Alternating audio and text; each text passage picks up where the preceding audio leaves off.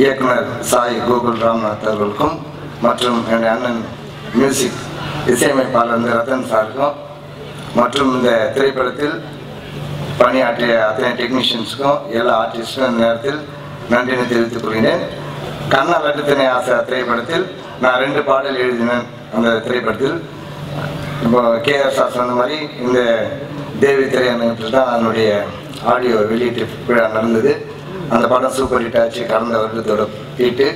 இந்த திரைப்படமும் செம்ம ஹிட்டாகன்ற நம்பிக்கை எனக்கு வந்துருக்குது.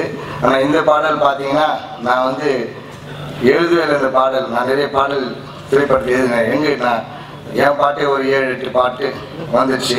மற்றபடி சமீபத்தில் ஹிட்டான எல்லா படத்தோட வரிகளும் மியூசிக் டைரக்டரே பாதி கொடுத்துட்டாரு. எல்லாமே வரிகள் அந்த வரி எடுத்து சும்மா சின்ன சின்ன பட்டியெல்லாம் பார்த்து கரெக்ஷன்லாம் பண்ணி எழுதின பாட்டு தாங்க அந்த பாடல் ஹிட்டாக போகுது. அது குறித்து எனக்கு ரொம்ப சந்தோஷமாக இருக்குது.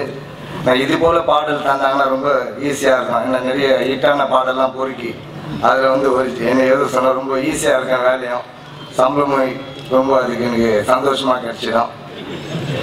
எனக்கு எழுதுனா ரொம்ப கஷ்டம். ஒரு பாடல் எழுதுறதுக்கு கிட்டத்தட்ட குறைஞ்சபட்சம் ஒரு 10 நாள் ஆகிடும்.